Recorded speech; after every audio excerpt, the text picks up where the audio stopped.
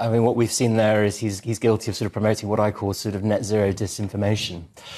He's often very fond of sort of saying that his opponents are sort of misinforming and disinforming the public, but as we can sort of see here today, he's been promoting specious arguments about what's driving up the energy costs, whereas actually we've got a Cost-of-Miliband crisis. That's what I mean. Right. Okay. So why are our bills going up? So, I mean, today we've been sort of told that the proximate cause as to why it's going up are what they call sort of balancing costs, and a part of that is sort of the curtailment fees that are sort of paid to sort of switch off some of the wind farms. But actually, if you sort of zoom out and take a sort of a helicopter view of what actually is sort of causing it, if you take, for example, an average energy bill from, say, 2015 and compare it to today, Ofgem sort of said that actually the sort of production costs of producing energy are actually exactly the same. What actually has been driving up our energy bills over a number of years now, and is the main bulk of what is doing it today, is what are called sort of policy costs. So that's things that are sort of like levies and sort of subsidies for green energy. So about today, if you compare an average energy bill with what it was in about April 2015, in April 2015, it was roughly about sort of 600 quid. Today, it's about £900 for the electricity component.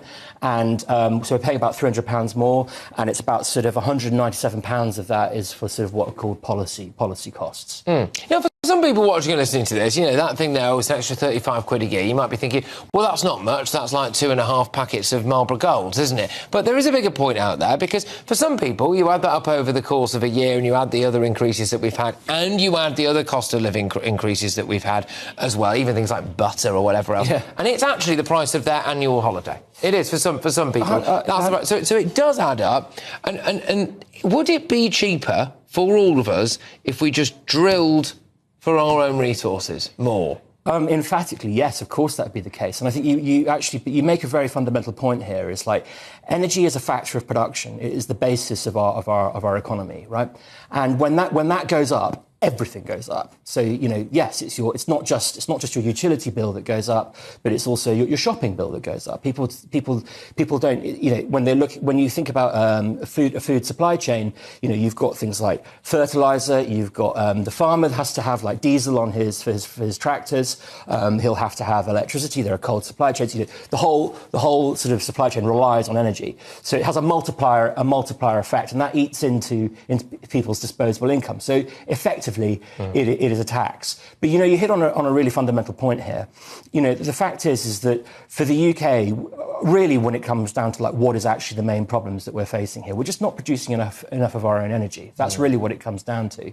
And for more than 2 decades now, we've seen sort of production sort of go in decline, and but demand obviously has sort of been rising. The population, immigration, obviously that's sort of a factor, and you know we're obviously now we're now using more. We've got, you know, in recent years things like AI, etc., etc. So this is consuming huge amounts of sort of energy. So it's really a question of sort of supply and demand, and we need to be filling that gap. And you're right, but we've been doing everything we possibly can to constrain that. We've got a tax regime now that is deterring investment into North Sea oil and gas. Yep. And criminally, we have banned onshore shale gas fracking.